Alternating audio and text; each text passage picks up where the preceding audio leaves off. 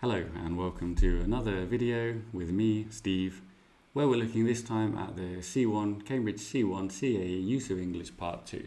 That is, open gaps, a text with 8 gaps where you don't have any options. You don't have any options, they are all in your head. It is purely grammatical, as far as something can be, where you still need to read it. So we're going to look at today some activities, some tips, how to study for this, what can you do to make sure you're getting minimum 5 out of 8 for that 60%, or even a little bit more. So in general, same as I said for part 1, read the text to get a general idea. This can really help if you're struggling. If you're just treating it like 8 random sentences, it's much more difficult. If you have a coherent idea of the text, you're going to understand it better, you're going to understand the ideas, you're going to know how the ideas connect together, you're going to know what word goes in that gap. Then there are some phrases that pop up again and again, as well as, because of, according to. These ones you just need to know. You're going to see them. The more you practice, especially if you really practice C1 activities, you'll see these words again and again. Various connecting phrases, linking phrases, meaning, different things like that. Then what I just mentioned, connecting phrases. So contrasting phrases, however, although despite, they can be slightly different. How they're used in a sentence, you need to know how to use them. Addition, in addition to, what's more, besides, they're going to have slightly different meanings sometimes, and there'll only be normally one correct answer in the exam. Modal verbs, modal auxiliaries, should, must, even things like have, and these, depending on the sentence, can be in there with a passive sentence. Then you have verbs of to be, were, plural, all these kind of things, which we'll practice.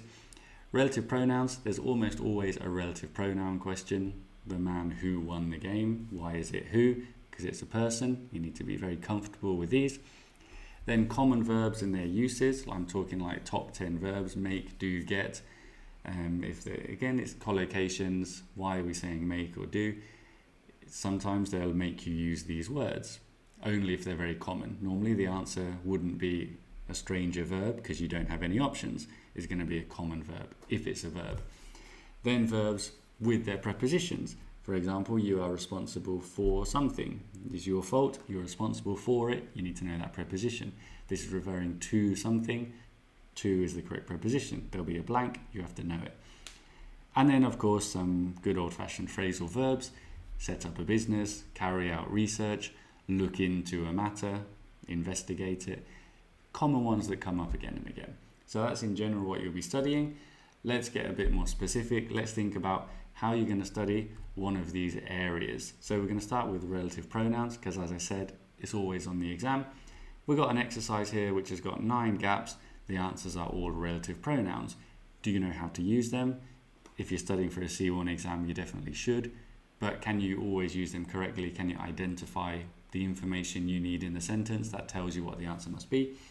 You've had time to pause it if you want to do this exercise yourself. So let's go through the answers. So it's a teenager, it's a person, we're going to use who. You can also use that as you can for some of these, depending on subject and object, but we can look at that later. Number 2, the south of France is a place, so it's where the climate is mild there. Going on holiday, well, that's an occasion. When you go on holiday, they go to a resort, that's a place where they can find snow. She's explaining something, she's explaining why. Not such a common one, which is why you might see it on the C1 exam, because they're trying to trick you. Number 6, tourists, again they are people, so the same as number 1, who or that. Number 7, the hobbies of her brothers. The hobbies of her brothers, that is possession. We need the relative pronoun for possession because we are referring to the hobbies of her brothers, so it's whose. This one you will see sometimes on C1 because they're trying to make it more difficult. Number 8, it's time to prepare. So it's a time, so it's when.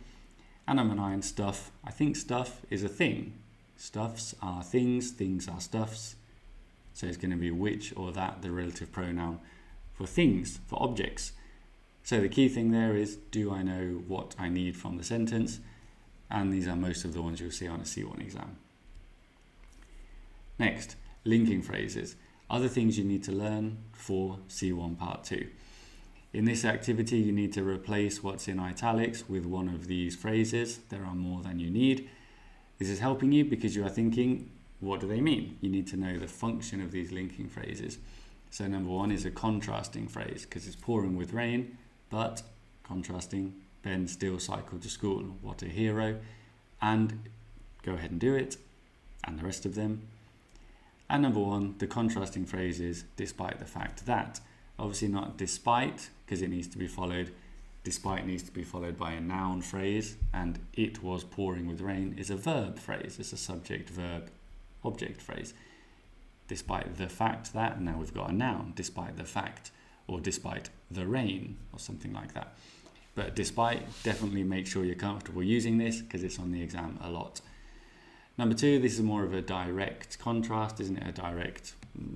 It's a contrasting word, but it's a direct parallel, whereas means while. Number 3, because of is owing to. It's the same thing, the same idea. Number 4, similar, rather than, instead of. It's the same idea, we are contrasting things. Number 5, consequence, reason. So as to is in order to. These complicated things that just mean to. The deadline was extended to give everyone more time, or so as to, or in order to, but they just mean to. Why was it done? To do this. And number 6, similar.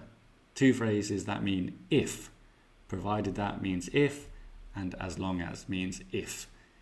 So you really need to understand what these phrases mean, the function of them, the basic function, if, to, contrast. Once you understand that, you know how to use them, you're good for C1 Part 2.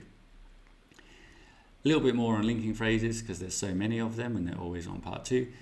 Going back to Anais from exercise 2, you need to use these phrases to complete these sentences so they make sense. So it's understanding the ideas in the sentence and then thinking which grammatical function do I need, which linking word. So number 1, they live near the beach, but they go somewhere cold. We need a contrast. Yet is a contrasting word. In this sentence, it can also mean not yet, as in I haven't seen the film yet, but here it means but.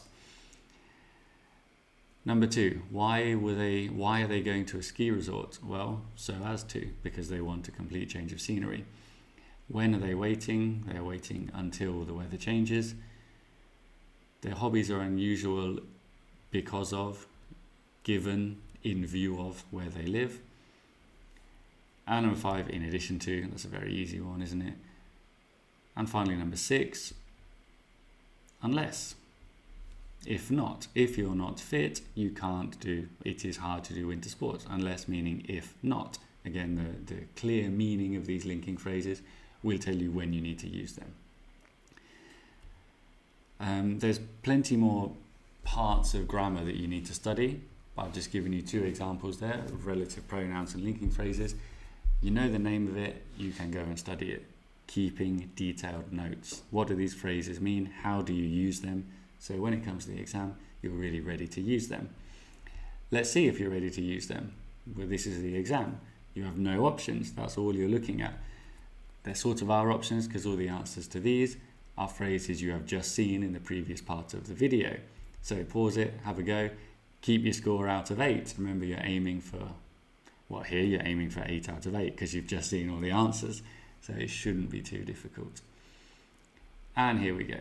Number 1, the natural habitat of the blobfish. That's possession. So it's going to be whose, even though the blobfish, looking at this picture, is not a person, but it can still possess something. Its natural habitat is deep in the ocean. I've jumped in a bit here, haven't I? I've jumped ahead. But remember, what is this text about? Well, they give you a nice picture. It's about this ugly animal and how we can conserve it. And then this typical context, this typical idea of why do we only care for cute animals. It's quite a typical idea. Once you understand it, you're going to understand the text, like I've said before. So we've got low levels of blobfish and people are trying to save it. Well, because of the low levels, in view of the low levels, people try to save it. Number 3, also, in addition. Why would they ignore it? Because of its ugly appearance. Because of, with 2, owing to its ugly appearance, or due to is a common C1 phrase. And then 5, you are not keen to protect them, they look cute. You are not keen unless they look cute. You are keen if they are cute. You are not keen unless they are cute. Be careful with the logic. Another such creature, similar creature, is the kakapo. And this is a creature which we treat like a thing. So it's going to be which. And this must be which because it's got a comma. Quick rule, if it's got a comma, then it is a non-defining relative clause. You have to say which. Many campaigns to save them, very few left in the wild. Oh dear, what happened to all these campaigns? They didn't work. Despite the fact there's been lots of campaigns, there are very few left. We need to think about creatures of just focusing on the more attractive looking ones such as pandas. We can't just do that. We need to do something else, alternative, instead of just focusing on the pandas. Okay, I'm sure you did very well. Again, make sure you understand why those are the answers.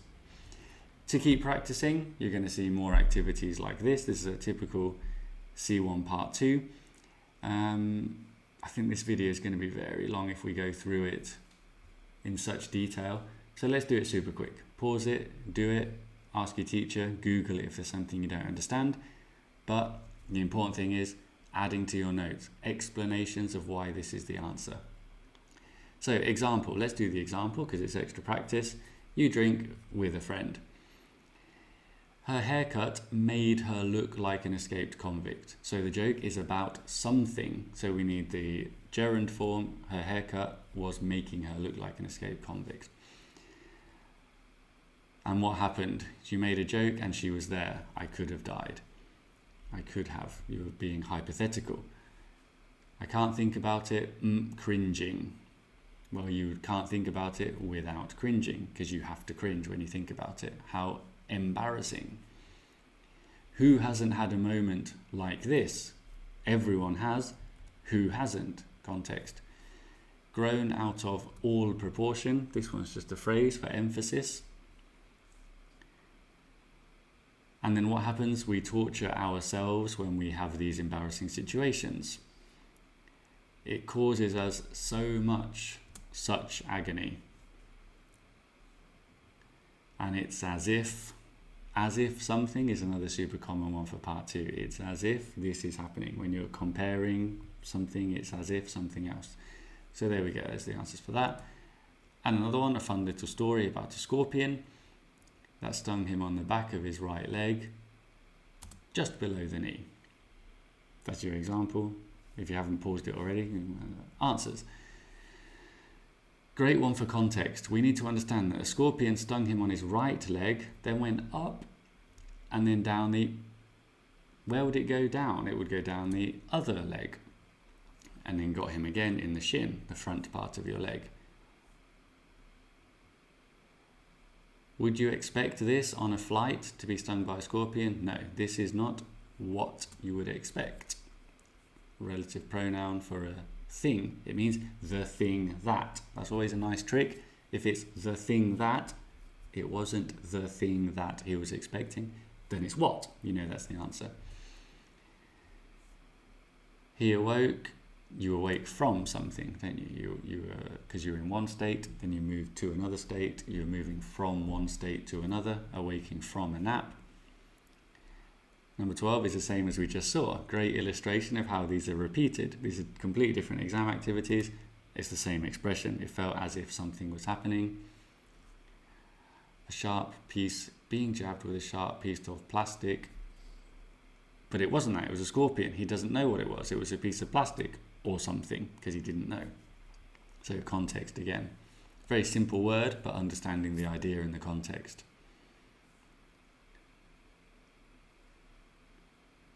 So we've got different passengers helping. One stepping on a scorpion. I guess you have to, poor scorpion. And another, someone else, expression meaning another person, suggesting they seek help. That's very helpful, isn't it? They need to investigate. They need to look into this, what happened, this incident. And finally, 16 is very difficult, but common verbs, like I said, you make your way. So a scorpion had made its way on board. Make your way means travel, progress, go from one place to another. So you've got all this in your notes, you understand these typical phrases, you keep practicing. How?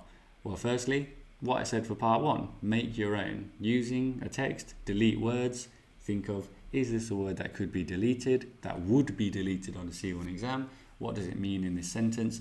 Send it to a friend, get a friend to send it to you. This is the best practice. Or, because I want to suggest something else, I'm not just going to tell you to do the same thing in every video, I'm going to give you a little resource. This is not a sponsored video from Flojo. He is not paying me millions of dollars to promote his website, but it's a great website.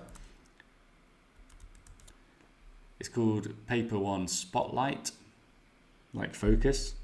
Great minds think alike. And what we've got here is for part 2, like we've just seen, pronouns, relative pronouns, articles, lots of exercises. If you do all of these, I mean, there is a real chance that 50% of your exam, the words would be in here. Or at least the way you are thinking to do these exercises, the way you are making notes, is going to help on the exam. So I'd recommend Spotlight Part 2 for this as well.